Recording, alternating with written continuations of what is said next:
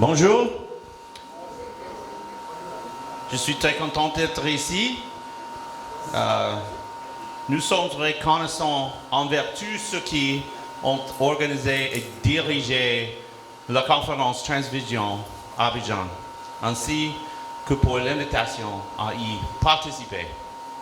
C'est un honneur de partager ce moment avec tous dans la poursuite de ce travail très important. J'aime la Côte d'Ivoire et je suis vraiment heureux d'être ici. En 1993, je suis venu pour la première fois en Côte d'Ivoire en tant que missionnaire pour l'Église de Jésus-Christ des Saints et Derniers Jours, également connu sous le nom de Mormons.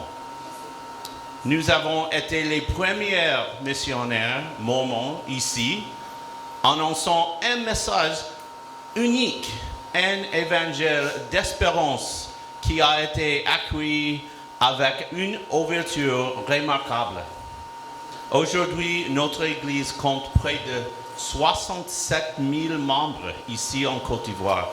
Cette dernière année, nous avons achevé la construction d'un temple à Cocody et nous comptons désormais près de 300 congrégations et 6 missions en Côte d'Ivoire.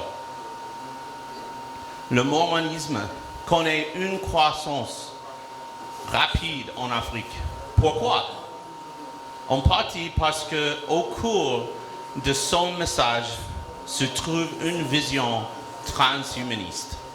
La croyance que nous avons de véritables parents célestes dotés de corps glorifiés, transfigurés, augmentés et ressuscités, que nous sommes tous frères et sœurs et que le Christ souhaite partager le ciel et même des rôles divins avec tous ceux qui choisissent d'y participer.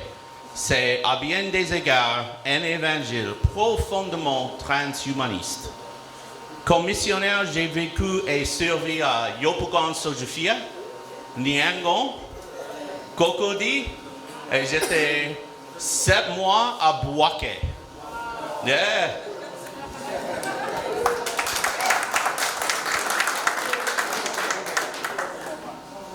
J'étais très enthousiaste à l'idée de faire découvrir à mes amis et collègues toutes les merveilles que la Côte d'Ivoire offre lors de cette visite. Quand je suis venu en Côte d'Ivoire en 2022, après près de 30 ans, je m'attendais à sentir l'accélération technologique que j'avais observée ailleurs. Le monde avait changé. La technologie avait bouleversé l'économie, la culture, la gouvernance et les possibilités humaines. Pourtant, en voyageant au-delà des nouveaux quartiers du sud d'Abidjan, j'ai été frappé, moi, parce qu'il avait changé que parce qu'il n'avait pas changé. Les mêmes routes, les mêmes marchés, la même résilience, mais la même stagnation. Cependant, une chose dont j'étais heureux qu'elle n'avait pas changé, c'était la beauté des gens, la musique et la nourriture, particulièrement le foutu avec la sauce gumbo, la viande de brousse, agouti, avec du piment et bien sûr le bissap. Oui? Ah, voilà. Ce n'était pas la pauvreté qui m'a le plus marqué, mais l'absence de mouvement. Le progrès mondial avait contourné une grande partie du pays, laissant des régions entières regarder le changement plutôt que d'y participer. Alors une question s'impose. Pourquoi le progrès n'arrive-t-il pas partout? Selon mon expérience, 2 obstacles structurels profonds freinent les sociétés qui méritent bien plus. Le premier obstacle, l'effondrement de la vision. Beaucoup d'institutions gouvernementales, religieuses, humanitaires soutiennent la survie, mais pas la créativité. Elles apportent nourriture, médicaments, scolarité, c'est important. Mais la survie n'est pas le développement. L'urgence n'est pas la création. Selon une étude de Brisbane, 95% des ONG africaines dépendent des financements étrangers. Ce n'est pas seulement une dépendance économique, c'est une dépendance créative. Quand la survie est externalisée, la vision l'est aussi. Les populations apprennent peu à peu à attendre le développement plutôt qu'à le générer. Deuxième obstacle, l'obstruction structurelle. Le Investment Climate Statement américain décrit l'environnement réglementaire ivoirien comme souffrant d'inefficacité judiciaire et de réglementation opaque. C'est une façon diplomatique de dire la structure limite la participation. Les grands projets comme le stade olympique, construits principalement par des entreprises étrangères, font entrer le capital mais ne construisent pas la capacité locale. On voit le développement autour de soi, mais pas à travers soi. Quand la vision s'effondre et que les institutions bloquent, la créativité meurt. Et aucune société ne peut s'élever sans créativité. Si le premier obstacle est l'effondrement de la vision, le premier remède doit être spirituel, car le développement dépend de ce que les gens croient être et devenir. La théologie mormone offre une base puissante. Le ciel n'est pas quelque chose que Dieu nous donne, c'est quelque chose que Dieu construit avec nous. Joseph Smith, le premier prophète mormon, a enseigné, si nous allons en enfer, nous en chasserions les démons et nous en ferions un paradis. Là où est ce peuple, là se trouve une bonne société. Le ciel n'est pas un lieu, le ciel est une condition créé par un peuple animé d'un but commun. Le livre de Mormon le confirme. Pensez-vous pouvoir rester assis sur votre trône, ne rien faire et que Dieu vous délivre?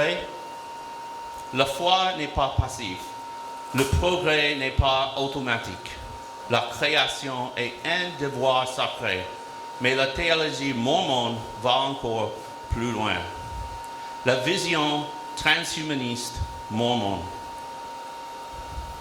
Dans le célèbre discours King Follett, Joseph Smith déclara « Dieu lui-même fut autrefois tel que nous sommes maintenant. L'homme est ce que Dieu fut, Dieu est ce que l'homme peut devenir. » Ce n'est pas une métaphore, c'est un plan. Cela signifie Dieu est devenu Dieu par progression. Les humains progressent selon le même modèle. La création est une destinée. L'intelligence est sacrée, le progrès est divin. Et les doctrines et alliances, qui sont les Écritures mormones, la gloire de Dieu, c'est l'intelligence. Si l'intelligence est la gloire, alors apprendre, maîtriser, créer, innover et bâtir des civilisations relève de la religion. C'est pourquoi le transhumanisme mormon n'est pas marginal. Il découle directement du cours de la doctrine. Il enseigne que l'humanité est destinée à s'élever, à avancer, à dépasser ses limites et finalement à connaître une transfiguration, une transformation de l'esprit et du corps par la progression spirituelle et la croissance de l'intelligence. Et dans un monde où la technologie élargit la capacité humaine, il devient clair que la technologie est essentielle à la progression éternelle. Non parce que les outils remplacent Dieu, mais parce qu'ils permettent aux humains de devenir comme lui. Einstein l'a dit d'une autre manière, la science sans religion est boiteuse, la religion sans science est aveugle.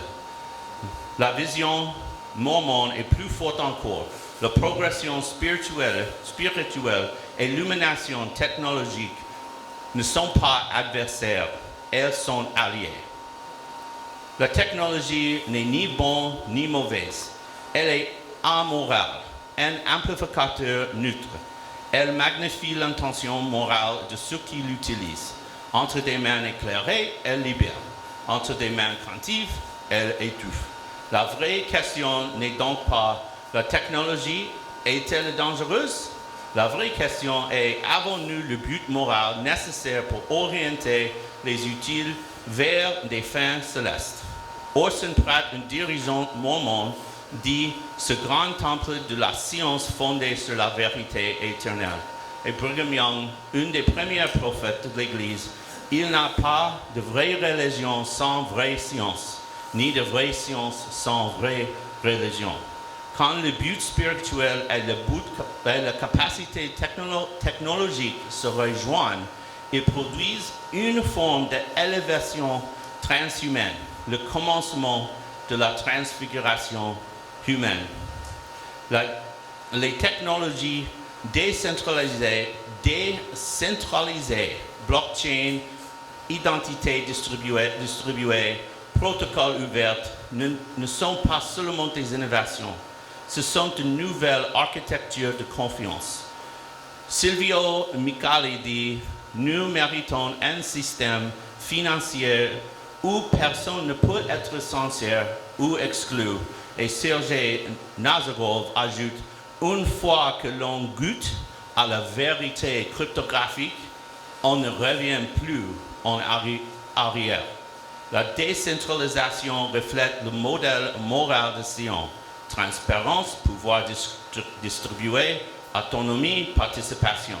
Elle prépare les sociétés à un avenir transhumain où une plus grande capacité exige une responsabilité morale accrue.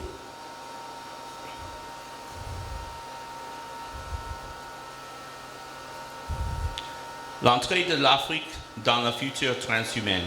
Les monnaies numériques et la connectivité mondiale brisent les anciens goulets d'étranglement.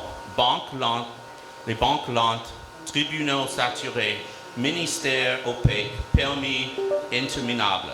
Elles permettent à un développeur de Bouaké de travailler pour Singapour, à un agriculteur de Korogo de vendre directement à Paris, à un artiste d'Abidjan de recevoir des paiements instantanés de Berlin. C'est le développement sans permission. C'est le début de l'expansion transhumaine, l'augmentation de l'agence, de l'intelligence et de la participation. Kwame Nkrumah avait anticipé. L'indépendance n'est que le prélude d'un combat plus profond pour gérer nos propres affaires économiques et sociales. Avec les outils numériques, ce combat devient possible. L'Afrique n'est pas en retard, l'Afrique est désencombrée. L'avenir favorise ceux qui ne portent pas le poids du passé. Les outils nécessitent des structures et la participation exige stabilité et confiance. La loi ne freine pas la créativité et la canalise. En Amérique, on dit de temps en temps, the lawyers kill the deals. Les avocats tuent l'arrangement. Roy Sanfilippo l'a bien dit. La société libre se caractérise par la décentralisation radicale de toutes les formes de pouvoir. Et les doctrines et alliances ajoutent la loi qui soutient la liberté appartiennent à toute l'humanité. L'Afrique possède plus de 1100 milliards de dollars de capital domestique bloqué par des cadres régulièrement obsolètes. Ce n'est pas de la pauvreté, c'est de l'énergie potentielle. Les systèmes juridiques africains peuvent devenir, lors du 20 et 21e siècle, identité numérique, registre blockchain, sandboxes réglementaires, tribunaux numériques, passation de marché transparent. Nous sommes à un carrefour historique, la vision spirituelle du mormonisme, les technologies décentralisées et les atouts naturels de l'Afrique convergent. Une nouvelle civilisation peut naître, une civilisation digitale participative fondée sur l'agence, la transparence, l'intelligence, la coopération, le potentiel divin, l'aspiration transhumaine. C'est ce que le transhumanisme mormon annonce. L'humanité se lèvera, l'humanité progressera, l'humanité sera transfigurée, pas en abandonnant Dieu, mais en apprenant à créer avec lui. Dieu ne posera pas le ciel, il nous apprendra à le construire. Et l'Afrique est prête non à hériter de l'avenir, mais à l'écrire. Il est temps de ne plus attendre le ciel, mais de bâtir la civilisation céleste transhumaine que nous avons toujours été destinés à créer ensemble. Merci beaucoup.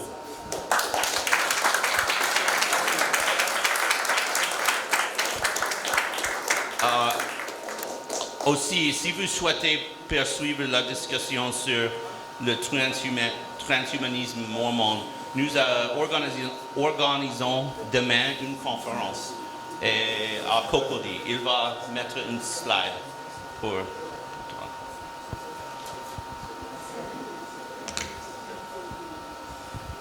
Merci.